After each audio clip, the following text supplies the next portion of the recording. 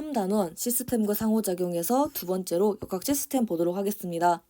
첫 번째로 중력을 받는 물체의 운동에서 관련 개념 살펴보겠습니다.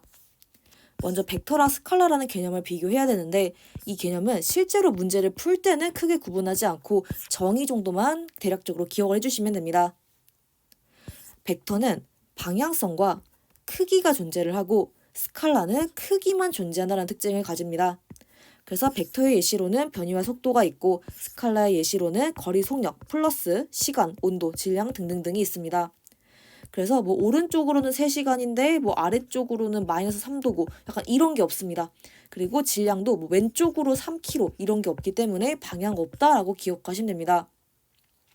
그럼 두 번째로 변이 속도, 거리, 속력 비교해 보겠습니다. 변이랑 속도가 대응하고 곱하기 시간 하시면 되고 거리랑 속력이 대응하고 곱하기 시간 하시면 됩니다. 근데 이 공식은 속도랑 속력이 일정할 때 사용합니다. 만약에 일정하지 않는다라고 하면 이때를 보셔야 됩니다. 먼저 그래프에서 구간을 나눈 후에 전체 이동 거리는 평균 속력 곱하기 시간이다라는 공식을 통해서 평균 속력을 구할 수가 있습니다. 여기 예시가 나와 있는데 이 B는 속력입니다. 그리고 얘는 시간인데 이 V는 velocity의 V 그리고 이 T는 시간의 타임의 T입니다. 구간을 이렇게 나눠서 넓이를 구해보게 되면 물론 이제 사다리꼴로 구할 수도 있는데 저는 좀 편하게 이렇게 삼각형, 사각형, 삼각형으로 구해보겠습니다. 이 넓이는 2 곱하기 10 나누기 2에서 10 B의 넓이는 10 곱하기 4해서 40 C의 넓이는 10 곱하기 4 나누기 2해서 20입니다.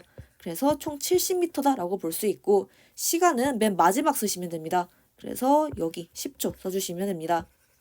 그래서 총 70m 이동했으니까 얘가 평균 속력 곱하기 시간이다. 그래서 평균 속력은 7이다 라고 봐주시면 됩니다. 그래서 이거를 직사각형으로 그려봐라 라고 하면 여기가 7m/s였겠다 라고 추론을 해볼 수가 있습니다. 그러면 이 관련 개념 이용해서 예시들 몇 개 풀어보겠습니다. 그리고 동서남북이다 라는 건 상식적으로 알고 계셔야 됩니다. 시작에서 이렇게 이동한 게 실제고 이렇게 직선으로 연결한 거는 최단거리다 라고 봐주시면 됩니다. 근데 변이는 이렇게 이동했든 뭐 이렇게 이동했든 경로 상관없이 시작과 끝을 무조건 직선으로 연결합니다. 그리고 변이는 방향성을 가지는 벡터이기 때문에 동쪽으로 즉 오른쪽으로 100m 이동했다라고 표현을 해주게 되고 거리는 경로 고려합니다. 시작과 끝 모두 고려하기 때문에 이렇게 이동한 거 고려해야 되고 방향은 필요 없는 스칼라니까 그냥 150m 이동했어요 라고 답변을 해주시면 됩니다. 그리고 이 케이스가 상당히 헷갈립니다.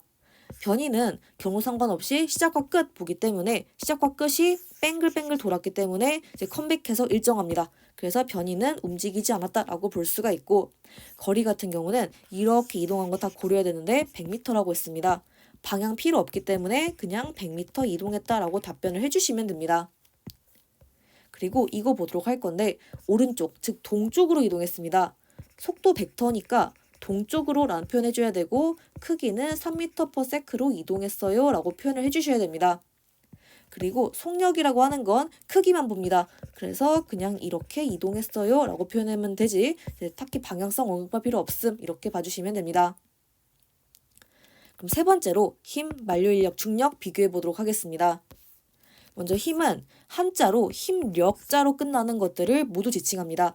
그래서 예시로 전기력, 자기력, 중력, 탄성력, 마찰력 등등등이 있습니다. 근데 우리는 이 단원에서 이 중력이라는 개념만 중요한 상황입니다. 나머지는 중학교 때 하긴 했는데 이 파트에서는 중력만 중요합니다.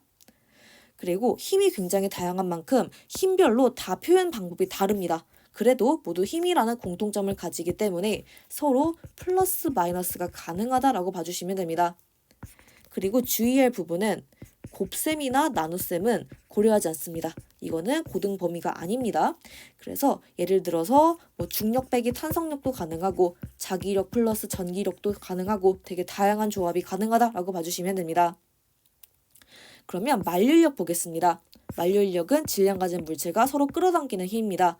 그래서 놀랍게도 뭐 핸드폰이랑 연필도 끌어당길 수 있고 뭐 사람이랑 책상이 끌어당길 수도 있고 뭐 되게 다양한 조합들이 있습니다. 근데 우리가 이걸 느끼지 못하는 이유는 물체 자체의 그런 힘들이 굉장히 약하기 때문입니다.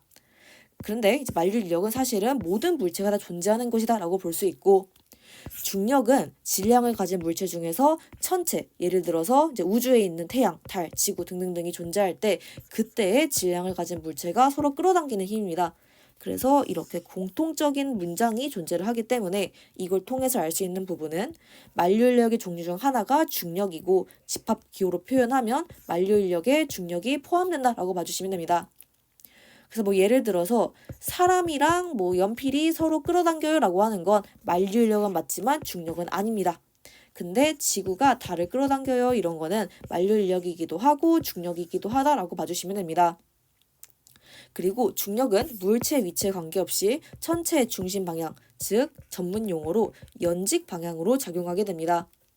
그리고 이 연직은 직각에서의 직을 땄다라고 봐주시면 됩니다.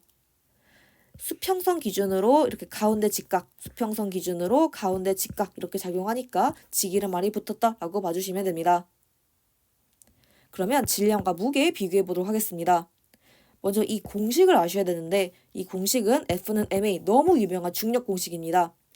F, force F이고 힘을 의미하는데 이 힘의 단위는 뉴턴입니다. N이라고 씁니다.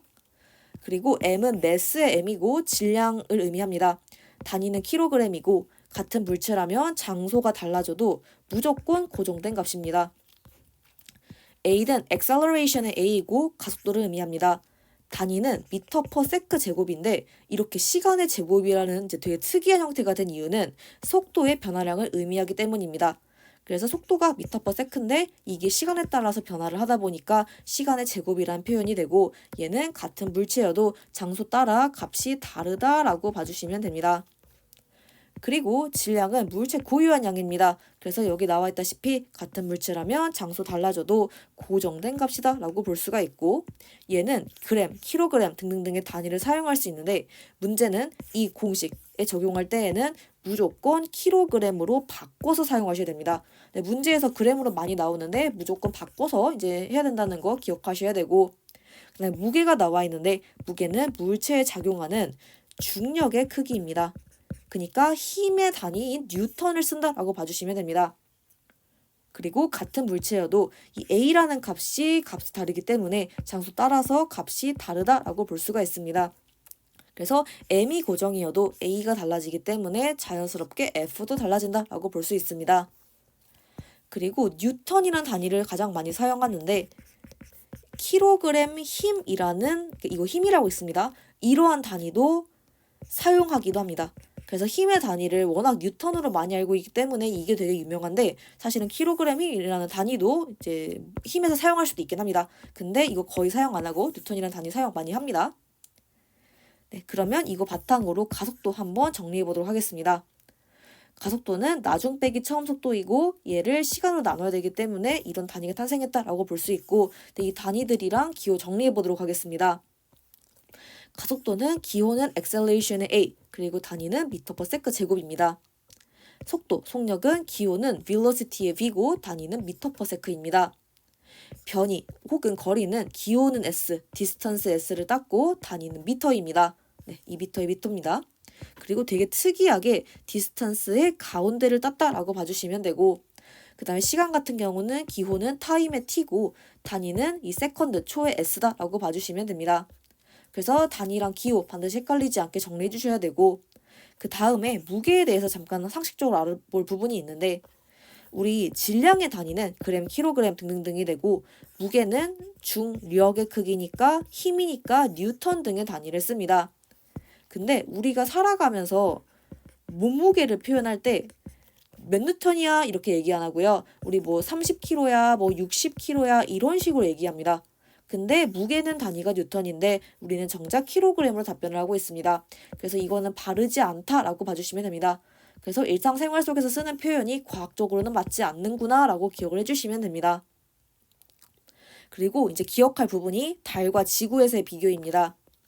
달에서의 가속도는 지구에서의 가속도의 6분의 1 정도밖에 안 됩니다. 그리고 지구에서의 가속도를 중력 가속도 g라고 지칭하고 이 g는 gravity의 앞글자 g를 땄습니다. 또한 g는 계산을 해보니 9.8 m/s 제곱이라는 단위가 나온다고 합니다. 그래서 질량은 동일한 물체라면 절대 고정이기 때문에 달이나 지구나 똑같습니다. 근데 무게는 동일한 질량이라면 달에서의 물체의 무게는 지구에서의 물체의 무게의 6분의 1밖에 안 됩니다.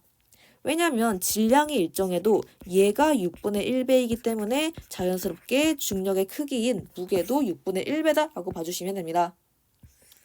그래서 얘가 지구고 얘가 달이라고 하면 얘가 9.8이라는 가속도를 가진다면 얘는 9.8 곱하기 6분의 1의 가속도를 가집니다. 그리고 대체적으로 즉 보통 크기랑 가속도 값은 비례한다라는 특징을 가집니다. 그래서 지구가 더 크기가 크기 때문에 가속도가 더 큰 것이었고 달이 크기가 더 작기 때문에 달의 가속도가 더 작았다라고 봐주시면 됩니다. 그러면 이렇게 해서 달과 지구 부분까지 마무리하도록 하겠습니다.